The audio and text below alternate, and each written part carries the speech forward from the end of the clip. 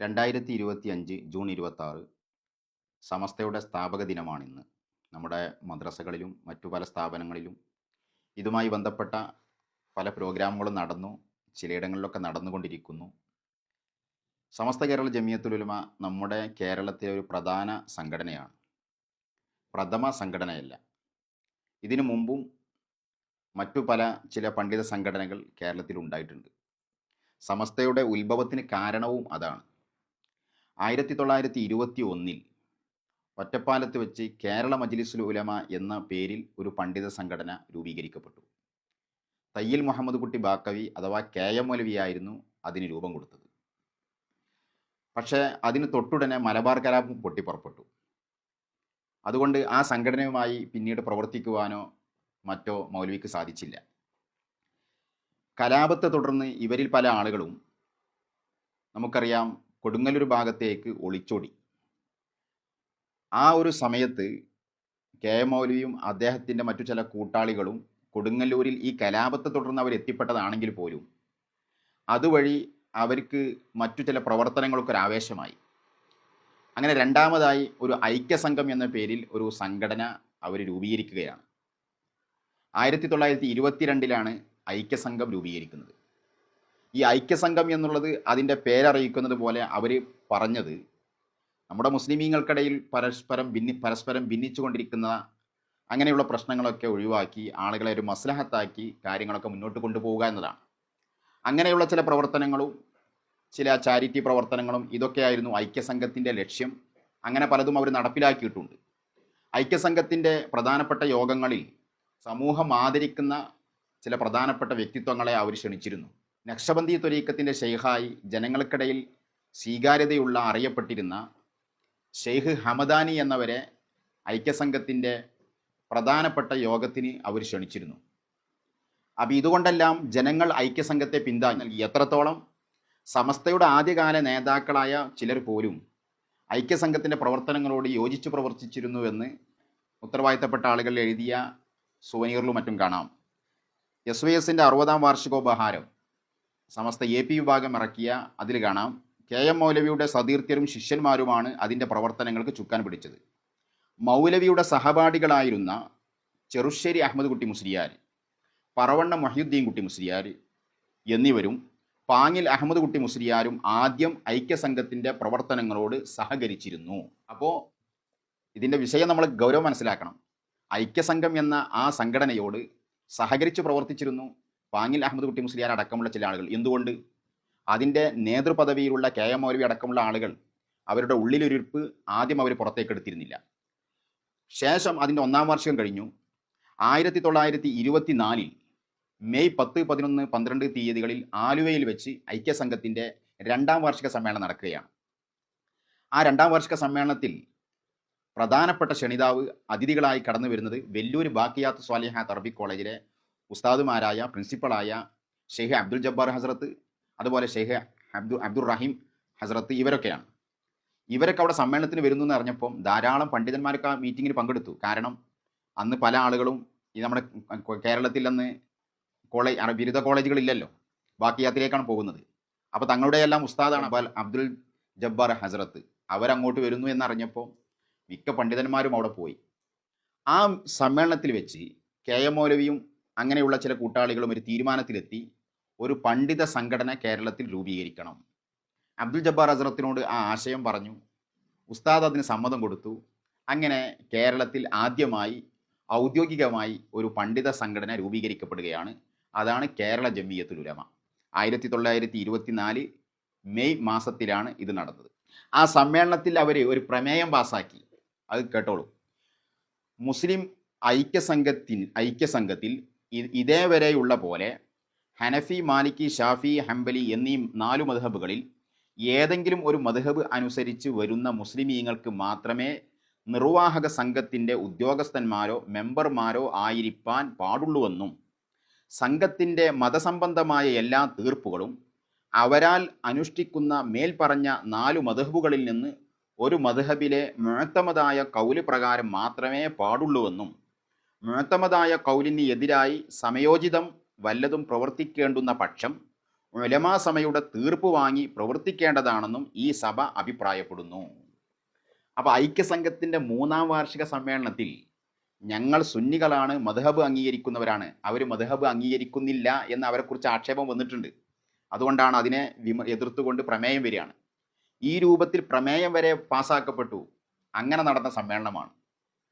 പക്ഷേ അന്ന് പല പണ്ഡിതന്മാരും ഇവർ പോകുന്ന പോക്ക് ശരിയല്ല എന്ന് ശരിയായി തിരിച്ചറിഞ്ഞു. പ്രമേയം ഇങ്ങനെ പാസ്സാക്കിയാലും ഇവരുടെ നീക്കുപോക്ക് ശരിയല്ല എന്ന് മനസ്സിലാക്കിയപ്പോൾ 1925 തന്നെ 1925 ഇവരുടെ ഈ സമ്മേളനം കോഴിക്കോട് നടന്നത്. 1925 തന്നെ കേരള ജമിയത്തുൽ ഉലമ എന്ന പേരിൽ മറ്റൊരു സംഘടന രൂപീകരിക്കുകയാണ്.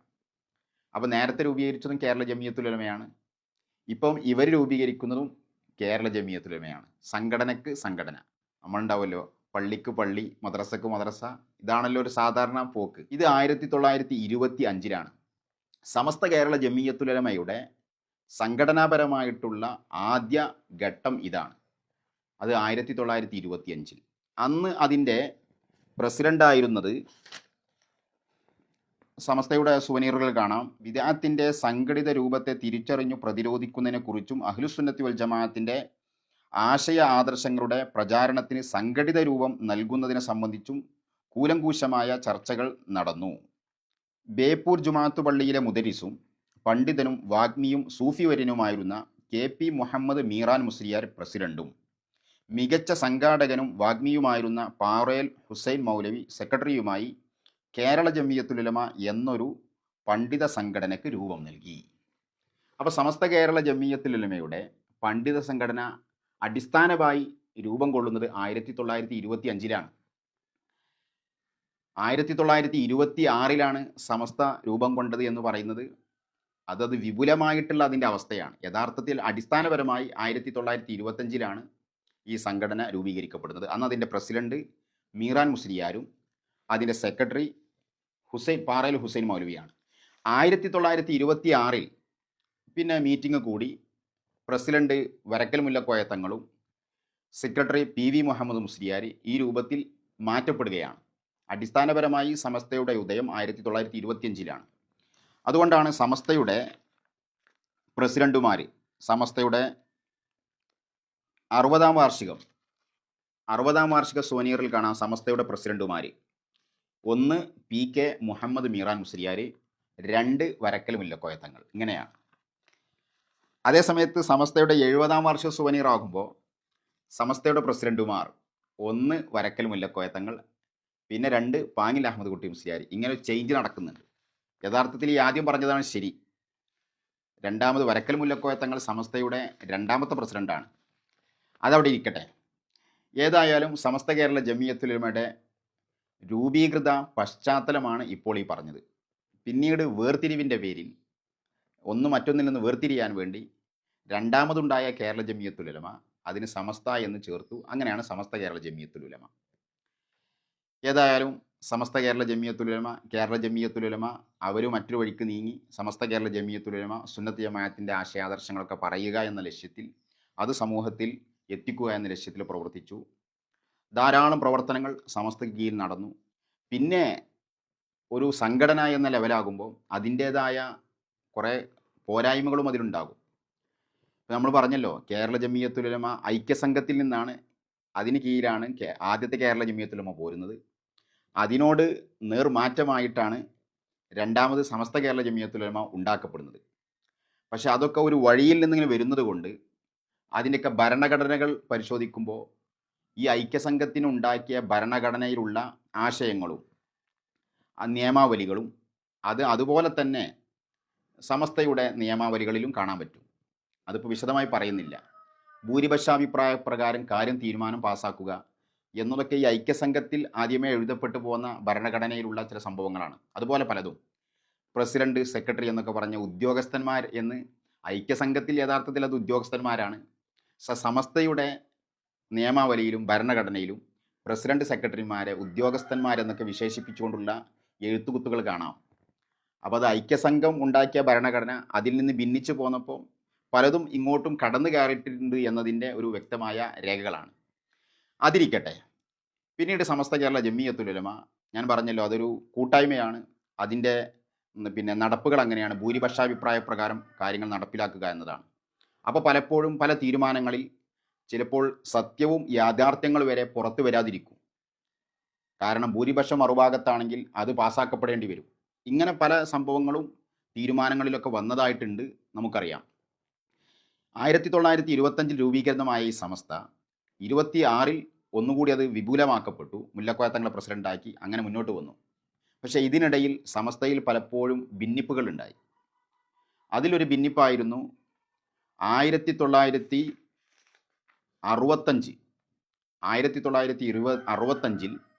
സമസ്തയോട് വിയോജിപ്പ് പ്രകടിപ്പിച്ച് മറ്റൊരു സംഘടന കേരളത്തിൽ ഉടലെടുത്തു. അതാണ് അഖില കേരള ജമിയത്തുൽ ഉലമ. അതും കേരള ജമിയത്തുൽ ഉലമയാണ്. പക്ഷേ സമസ്തയിൽ നിന്ന് ഒരു മാറ്റം ജനങ്ങൾക്ക് ബോധ്യപ്പെടണമല്ലോ. അതിന് സമസ്ത എന്ന വാക്കിൻ്റെ സ്ഥാനത്ത് ആ സംഘടനയുടെ തലയിൽ അവർ ചേർത്ത് വെച്ചത് അഖില എന്നതായിരുന്നു. ഒന്ന് സമസ്ത കേരള ജമിയത്തുൽ ഉലമ, മറ്റ് അഖില കേരള ജമിയത്തുൽ ഉലമ. സമസ്തയുടെ തീരുമാനങ്ങളോട് യോജിപ്പ് ഇല്ലാത്തതുകൊണ്ട് ഉണ്ടാക്കപ്പെട്ട സംഘടനയാണ്. വലിയ വലിയ പണ്ഡിതന്മാരായിരുന്നു അതിൻ്റെ പിന്നിലും ഉണ്ടായിരുന്നത്. ഷെയ്ഖ് ഹസൻ ഹസ്രത്ത്, കാന്തപുരം AP അബൂബക്കർ മുസ്ലിയാരൊക്കെ പ്രധാന ഗുരുവാണ് ഷെയ്ഖ് ഹസൻ ഹസ്രത്ത്. അവരൊക്കെയാണ് അന്ന് ഈ അഖില കേരള ജമിയത്തുൽ ഉലമക്ക് മുൻനിരയിലുണ്ടായിരുന്നത്. OK സൈനുദ്ദീൻ കുട്ടി മുസ്ലിയാർ, ഉസ്താദുൽ അസാത്തിദ് OK ഉസ്താദ് അതിൻ്റെ സെക്രട്ടറി ആയിരുന്നു. ഓവുങ്ങൽ അബ്ദുറഹ്മാൻ മുസ്ലിയാർ, അതുപോലെ തന്നെ കുട്ടി മുസ്ലിയാർ, കുറ്റിപ്പുറം അബ്ദുള്ള മുസ്ലിയാർ, ഇങ്ങനെയുള്ള ആളുകളൊക്കെ അഖില കേരള ജമിയത്തുൽ ഉലമയുടെ പ്രവർത്തകരും അതിൻ്റെ നേതാക്കളുമായിരുന്നു. കാന്തപുരം AP അബൂബക്കർ മുസ്ലിയാരും അഖിലയിൽ മെമ്പറായിരുന്നു എന്ന് പലരും പറയുന്നത് കേട്ടിട്ടുണ്ട്. ഏതായാലും ഈ അഖില കേരള ജമിയത്തുൽ ഉലമ ഏതാനും വർഷങ്ങളൊക്കെ പ്രവർത്തിച്ചു. പക്ഷേ കൂടുതൽ കാലം അവർക്ക് പിടിച്ചു നിൽക്കാനായിട്ടില്ല. അതിൻ്റെ പ്രവർത്തനങ്ങളും മറ്റൊക്കെ നിലച്ചുപോയി. അവർക്കൊരു മാസിക ഉണ്ടായിരുന്നു, ജംഇയ്യത്ത് എന്നായിരുന്നു എൻ്റെ പേര്. അതും കുറച്ചു കാലമൊക്കെ ഇറങ്ങി. ഇന്ന് അഖില കേരള ജമിയത്തുൽ ഉലമ എന്ന പേരിൽ ഒരു പ്രവർത്തനങ്ങളോ മറ്റോ നമ്മുടെ കേരളത്തിലില്ല. അഖില കേരള ജമിയത്തുൽ ഉലമ ഉണ്ടാകുന്ന സമയം സമസ്തയുടെ പ്രസിഡന്റ് സ്വതക്കത്തുള്ള മുസ്ലിയാരാണ്. അവരുടെ ശിഷ്യനാണ് OK ഉസ്താദ്. OK ഉസ്താദ് അഖിലയിൽ സെക്രട്ടറിയുമാണ്. അതിൻ്റെ പേരിൽ അവരങ്ങോട്ടും ഇങ്ങോട്ടും സംസാരങ്ങളൊക്കെ ഉണ്ടായിട്ടുണ്ട്. അതൊക്കെ ചരിത്രത്തിൻ്റെ ഓരോ ഭാഗങ്ങളാണ്. ഏതായാലും അതിനുശേഷം 1967 സമസ്തയിൽ വീണ്ടും ഭിന്നിപ്പുണ്ടായി. അത് ഒരു മസ്അല സംബന്ധമായ പ്രശ്നമാണ്. നമ്മുടെ ഖുതുബയിൽ അങ്ങനെയുള്ള ഇബാദത്ത്, പ്രധാനപ്പെട്ട അത്തരം ഇബാദത്തുകളിൽ മൈക്ക് ഉപയോഗിക്കാൻ പറ്റുമോ ഇല്ലേ എന്നുള്ള ഒരു ചർച്ച ഉടലെടുത്തു. വണ്ടൂർ സ്വതക്കത്തുള്ള മുസ്ലിയാർ, കീയന കുഞ്ഞബ്ദുള്ള മുസ്ലിയാർ, അങ്ങനെ തുടങ്ങിയിട്ടുള്ള പല ആളുകളും ഖുതുബയിൽ ഖതീബിൻ്റെ ശബ്ദം കേൾക്കണം, അതുകൊണ്ട് മൈക്ക് ഉപയോഗിക്കുമ്പോൾ അതിന് തടസ്സമാകും എന്ന ഒരു ഫിഖ്ഹിയായ വീക്ഷണത്തിൻ്റെ പേരിൽ ഒരു ഇബാദത്ത് ബാത്തിലാവുമല്ലോ, ജുമാ ബാത്തിലാകുന്ന പ്രശ്നമാണല്ലോ. അതുകൊണ്ട് അത് ചൂട് പിടിച്ചു. സമസ്തയിൽ പല ആളുകളും അതിന് വിയോജിപ്പ് പ്രകടിപ്പിച്ചു. സമസ്തയിൽ ഭൂരിപക്ഷമാണല്ലോ നോക്കുക. ഭൂരിപക്ഷം ആളുകളും മൈക്ക് പറ്റും എന്നുള്ള തീരുമാനത്തിലായി. അതുകൊണ്ട് തന്നെ അവർക്കതിനോട് വിയോജിക്കേണ്ടി വന്നു. അവർ വിയോജിച്ചു. അങ്ങനെ തുടർന്ന് സ്വതക്കത്തുള്ള മുസ്ലിയാർക്ക് കീഴിൽ സംസ്ഥാന കേരള ജമിയത്തുൽ ഉലമ എന്ന ഒരു സംഘടന വീണ്ടും ഇവിടെ രൂപീകരിക്കപ്പെട്ടു. അത് 1967 ചെറുശ്ശേരി സൈനുദ്ദീൻ മുസ്ലിയാരൊക്കെ ആദ്യകാലത്ത് സംസ്ഥാന കേരള ജമിയത്തുൽ ഉലമയുടെ മെമ്പറായിരുന്നു. പിന്നെ കൊളത്തൂർ ഭാഗത്ത് വെച്ച് ഒരു യോഗം നടന്നു. നൂരിഷാ ത്വരീഖത്തിനെ കുറിച്ച് ചില ചോദ്യങ്ങൾ അതിൽ വന്നപ്പോൾ സ്വതക്കത്തുള്ള മുസ്ലിയാരും സംസ്ഥാനയുടെ മുൻനിരയിലുള്ള ആളുകൾ അതിലെടുത്ത തീരുമാനം അത് ഗൗരവം പോരാ എന്നൊക്കെ പറഞ്ഞ് അതിൻ്റെ പേരിൽ പിന്നെ ചെറുശ്ശേരി സൈനുദ്ദീൻ മുസ്ലിയാർ സംസ്ഥാനയിൽ നിന്ന് പിരിഞ്ഞു എന്നതാണ് ചരിത്രം. ഇപ്പോൾ സമസ്ത കേരള ജമിയത്തുൽ ഉലമ ഉണ്ടായതിനു ശേഷം അതിനോടനുബന്ധിച്ച് മറ്റു ചില സംഘടനകളും അതിലുണ്ടായ ചില ഭിന്നിപ്പുകളാണിത്. ഇതിനിടയിൽ സമസ്തയുടെ പ്രധാനപ്പെട്ട പല പണ്ഡിതന്മാരും തന്നെ അവരെ ചുറ്റിപ്പറ്റി പ്രശ്നങ്ങളുണ്ടായി. സമസ്തയുടെ ആദ്യകാല സെക്രട്ടറി പാറയിൽ ഹുസൈൻ മൗലവി, അയാൾ തനിച്ച മുജാഹിദി ആശയത്തിലേക്ക് നീങ്ങി. സമസ്തയ്ക്കെതിരെ തന്നെ അയാൾ മലബാരി എന്നുള്ള മാസികയൊക്കെ ഇറക്കി അയാളുടെ ലേഖനങ്ങളൊക്കെ എഴുതി. സമസ്തയുടെ ആദ്യ സെക്രട്ടറി ആയിരുന്നു അയാൾ. പിന്നീട് മുജാഹിദായി ആ രൂപത്തിൽ തന്നെയാണ് അദ്ദേഹം മരണപ്പെട്ടത്. സമസ്തയിലുണ്ടായിരുന്ന മറ്റൊരു പണ്ഡിതൻ കാടേരി മുഹമ്മദ് മുസ്ലിയാർ, അദ്ദേഹത്തിൻ്റെ ചില ലേഖനങ്ങൾ വലിയ വലിയ പ്രശ്നങ്ങൾ സൃഷ്ടിച്ചു.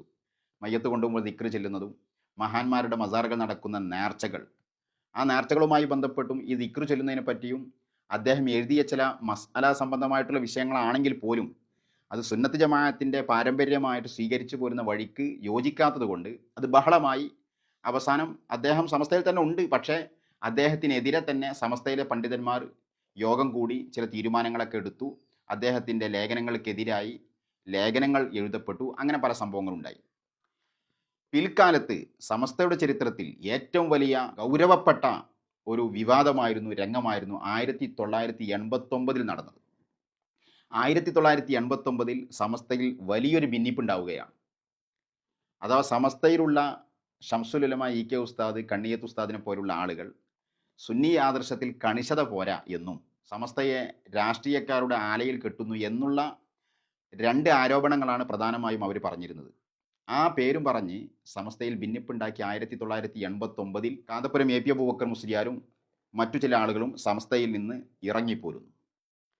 അവർ ഇറങ്ങിപ്പോന്നു. സമസ്തക്ക് സമാന്തരമായി വീണ്ടും സംഘടന ഉണ്ടാക്കി. ആ സംഘടനയും അവർ പേരിട്ടത് സമസ്ത കേരള ജമിയത്തുൽ ഉലമ എന്നതാണ്. അപ്പോൾ 2 സമസ്തയായി. പിന്നീട് അത് A P Samastha, E K Samastha, ഈ രൂപത്തിലാണ് കേരളത്തിൽ അറിയപ്പെട്ടത്. പക്ഷേ ഇന്ന് എ പി സമസ്തയുടെ അവസ്ഥ നോക്കിയാൽ അത്ഭുതം തോന്നും. 1989 ഷംസുൽ ഉലമക്കും കണ്ണിയത്ത് ഉസ്താദ് അടക്കമുള്ള ആളുകൾ സുന്നത്തി ജമാഅത്തിൽ കണിശത പോരാ എന്ന് പറഞ്ഞ് പോന്ന ടീം ഇന്ന് അവർ പല ആളുകളും സുന്നത്തി ജമാഅത്തിൽ അവർക്ക് യാതൊരു കണിശതയില്ല എന്ന് മാത്രമല്ല, അവരുടെ ഉത്തരവാദിത്തപ്പെട്ട പല നേതാക്കളും തനിച്ച വഹാബിസം പറഞ്ഞ് പ്രചരിപ്പിച്ചുകൊണ്ടിരിക്കുന്ന രംഗമാണ് നമ്മൾ കാണുന്നത്. ഇതിൻ്റെ തുടക്കം 1925 കോഴിക്കോട് വെച്ച് ഇതുപോലെ ചില മുസ്ലിയാക്കന്മാർ വഹാബി ആശയം പ്രചരിപ്പിച്ചപ്പോഴാണ് സമസ്ത ഉണ്ടാക്കിയതെങ്കിൽ ഇന്ന് ആ സമസ്തയുടെ തീവ്ര സമസ്ത, ഞങ്ങളാണ് യഥാർത്ഥ സമസ്ത എന്ന് എപ്പോഴും വാദിച്ചുകൊണ്ട് തീവ്ര സുന്നിസം അവകാശപ്പെടുന്ന എ പിക്കാരുടെ ഇന്നത്തെ അവസ്ഥ ആദ്യകാലത്തെ അവർ വാദിച്ചതിനേക്കാൾ കടുത്ത വഹാബിസവും ബിദഈ ആശയങ്ങളും ഇവർ പറഞ്ഞുകൊണ്ടിരിക്കുകയാണ്. പലതും എണ്ണി പറയാനുണ്ട്. തൗഹീദുമായി ബന്ധപ്പെട്ട വിഷയത്തിൽ തന്നെ പിഴവ് പറ്റി. അള്ളാഹു അവൻ്റെ മഹാന്മാർക്ക് കൊടുക്കുന്ന കഴിവുകൾക്ക് പരിധി ഉണ്ട് എന്നതാണ് ഇന്ന് അവരുടെ ഉത്തരവാദിത്തപ്പെട്ട നേതാക്കൾ പേരോട് അബ്ദുറഹ്മാൻ സഖാഫിയെ പോലുള്ള ആളുകളും കൂട്ടാളികളൊക്കെ അവരുടെ ആ പ്രസ്ഥാനത്തിൽപ്പെട്ട പല ആളുകളും അത് വാദിച്ചുകൊണ്ടിരിക്കുകയാണ്. അതുപോലെ തന്നെ ഇസ്തിഗാസ, തവസ്സുല്, കുത്തുബിയത്തൊക്കെ ഇന്ന് അവർക്കൊരു അരോചകമായി മാറി. അള്ളാഹുവിനോട് അള്ളാഹു അല്ലാത്ത മഹാന്മാർക്കൂടെ പ്രത്യേക കഴിവുകളൊന്നുമില്ല. എത്രത്തോളം അള്ളാഹിൻ്റെ റസൂൽ ഒരു ബെഡിൽ കിടക്കുന്ന, കുഴഞ്ഞു കിടക്കുന്ന പിതാവിനെ പോലെയാണ്, അവശനായ പിതാവിനെ പോലെയാണ് റസൂലുള്ളാഹി സ്വല്ലല്ലാഹു അലൈഹി വസല്ലം എന്നുവരെ ഇവർ പറയുകയാണ്. അപ്പം തൗഹീദുമായി ബന്ധപ്പെട്ട വിഷയത്തിൽ അതുപോലെ തന്നെ റസൂലുള്ളാഹിൻ്റെ വിശേഷണങ്ങൾ, അള്ളാഹിൻ്റെ റസൂലിന് നിഴലുണ്ട്, അവിടുത്തെ ശരീരത്തിൽ ഈച്ചയിരിക്കും, അവിടുത്തെ ശരീരം തീ സ്പർശിച്ചാൽ കരിയും, ഇങ്ങനെ തുടങ്ങി റസൂലുള്ളാഹിൻ്റെ വിശേഷണങ്ങളിൽ മാറ്റം വരുത്തി അവരത് വാദിച്ചുകൊണ്ടിരിക്കുന്നു. അള്ളാഹിൻ്റെ റസൂലിൻ്റെ മനാമുമായി, സ്വപ്നവുമായി ബന്ധപ്പെട്ട വിഷയം മുസ്ലിം ലോകത്തിലെ പ്രധാന സംഭവമാണത്. അമുസ്ലിമീങ്ങൾക്ക് വരെ റസൂലുള്ളാഹിനെ സ്വപ്നം കാണാം, അതുവഴി വലിയ ഗുണങ്ങൾ ലഭിക്കും. ഇതാണല്ലോ മങ്കൂസ് മൗലിദ്. പക്ഷേ അതൊന്നും സ്വീകരിക്കാൻ പറ്റില്ല. പഴയ കാലത്ത് സലാം സുല്ലമിയെ പോലുള്ള ആളുകൾ വാദിച്ച അതേ ആശയം ഇന്ന് ആ വിഷയത്തിൽ അവർ വാദിച്ചുകൊണ്ടിരിക്കുകയാണ്. അതുപോലെ തന്നെ മഹാന്മാരുടെ സ്ഥാനനാമങ്ങൾ, മഹാന്മാർ പറയുന്ന വാചകങ്ങൾ, ഇതിനെയെല്ലാം മക്കാറാക്കി, അതിനെയെല്ലാം മോശമാക്കി ആദ്യകാലത്ത് വഹാബികൾ വാദിച്ചതിനേക്കാൾ അപകടം പിടിച്ച വാദങ്ങൾ വാദിച്ചു കൊണ്ടിരിക്കുന്നവരാണ് ഇന്ന് എ പി സമസ്തയും അതിൻ്റെ പ്രധാനപ്പെട്ട നേതാക്കളും. ഇവരിന്ന് സമസ്തയുടെ സ്ഥാപക ദിനത്തിൽ ഞങ്ങൾ സമസ്തക്കാരെന്ന് പറഞ്ഞ് ആഘോഷം തുള്ളുന്നതിൽ ഒരർത്ഥവുമില്ല, തനി മൗഢ്യമാണ്. യഥാർത്ഥത്തിൽ സമസ്തയുടെ പേര് പറഞ്ഞുകൊണ്ട് സമുദായത്തെ തനിച്ച വഹാബിസത്തിലേക്ക് കൊണ്ടുപോകുന്ന വേലയാണ് ഇന്നവർ ചെയ്തുകൊണ്ടിരിക്കുന്നത് എന്നുള്ള യാഥാർത്ഥ്യം നമ്മൾ മനസ്സിലാക്കണം. സമസ്ത കേരള ജമിയത്തുൽ ഉലമയിൽ പ്രധാനപ്പെട്ടൊരു അധ്യായമായിരുന്നു മഹാനരായ ഷംസുൽ ഉലമ. ഷംസുൽ ഉലമ സമസ്തയിലുള്ള കാലഘട്ടം അതൊരു വേറിട്ട കാലഘട്ടമാണ്. സുന്നത്ത് ജമാഅത്തിൻ്റെ കണിശത ബോധ്യപ്പെടുത്തിയ കാലഘട്ടമായിരുന്നു. മഹാന്മാരോട് ബന്ധപ്പെട്ട് സമുദായം ജീവിക്കണമെന്നും അഹ്ലു ബൈത്തിനെ അംഗീകരിക്കണമെന്നും അവരെ ബഹുമാനിക്കണമെന്നും വിശിഷ്യ മലബാറിലെ മുസ്ലിമീങ്ങൾ പാണക്കാട് കുടുംബത്തിനോട് കടപ്പെട്ടവരാണ് എന്നുള്ള നേരായ മാർഗം ശരിയായി ബോധ്യപ്പെടുത്തി തന്ന ഒരു മഹാ വ്യക്തിത്വമായിരുന്നു ഷംസുൽ ഉലമ. അവർ കാണിച്ചു തന്ന വഴിയാണ്, അതാണ് യഥാർത്ഥ സമസ്ത, അതാണ് അതിൻ്റെ വഴി. അതല്ലാത്തതെല്ലാം അതിൻ്റെ പേരിൽ നടക്കുന്ന വ്യാജങ്ങളാണ്. ഇത് നമ്മൾ മനസ്സിലാക്കണം. ഏതായാലും സമസ്തയുടെ സ്ഥാപക ദിനത്തിൽ എന്തിനാണ് സമസ്ത, എന്താണ് അതിൻ്റെ ആശയം, എന്തിനു വേണ്ടിയാണത് ഉണ്ടാക്കപ്പെട്ടത്, ഇതെല്ലാം നമ്മൾ മനസ്സിലാക്കി യാഥാർത്ഥ്യത്തിൽ ഉറച്ചു നിൽക്കാൻ നമുക്ക് കഴിയണം. അള്ളാഹുവിൻ്റെ മശായിഖന്മാരാണ് ഷംസുൽ ഉലമ പഠിപ്പിച്ച ആശയം അതായിരുന്നു. മശായിഖന്മാരോട് ബന്ധപ്പെട്ടുള്ള ജീവിതം, അതാണ് ദീനിൻ്റെ തൂൺ. ആ വഴിയിൽ നമ്മൾ ഉറച്ചു നിൽക്കണം. അള്ളാഹു നമ്മെ സഹായിക്കട്ടെ. ആമീൻ. അസ്സലാമു